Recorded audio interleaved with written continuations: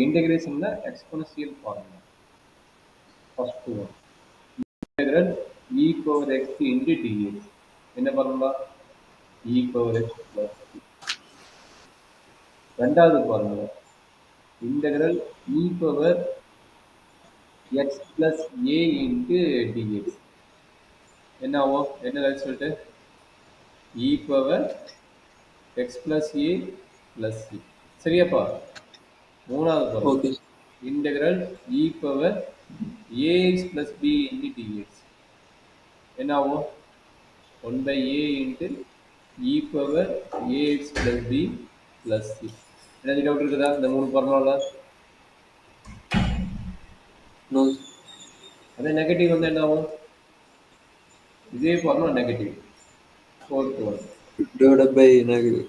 minus x into dx equal to என்ன ஆகும் minus e power minus Minus c power minus 6.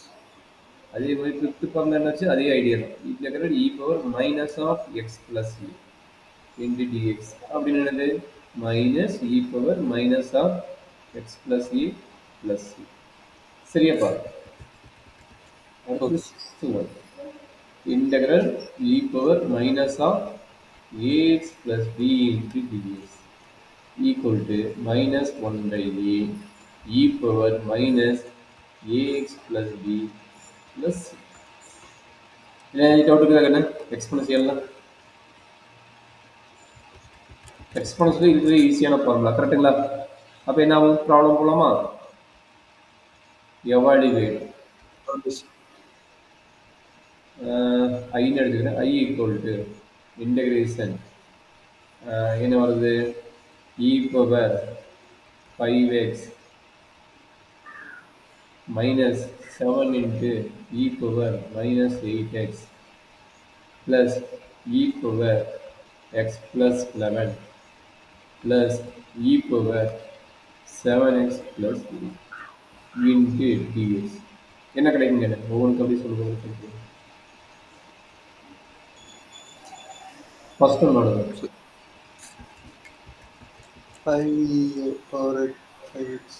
கரெக்டாக சொல்லு இது இன்டகிரேஷன் என்ன ஆகும் E power 5x. e power 5x divided by 5 Divided by 5.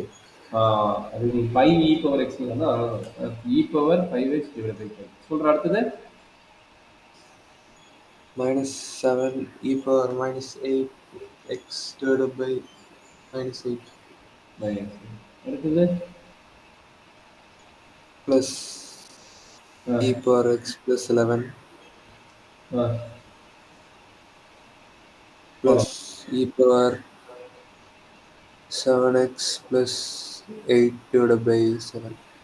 Plus சரிங்களா என்ன டவுட் இருக்குதா அப்போ இந்த மைனஸ் ப்ளஸ் ஆயிடும் இந்த மைனஸ் உங்களுக்கு என்ன ஆயிடும் ப்ளஸ் சரியாப்பா அப்போ இ பவர் எக்ஸில் உனக்கு ஒரு ஈஸியாக தான் இருக்க போகுது எனக்கு பெரிய டெரிவேட்டிவ் இன்டெகிரேஷன் பார்த்தீங்கன்னா இ பவர் எக்ஸ் ஃபார்முலா ரொம்ப ஈஸி அதனால் அதில் உனக்கு பிரச்சனை வராது சரியாம்மா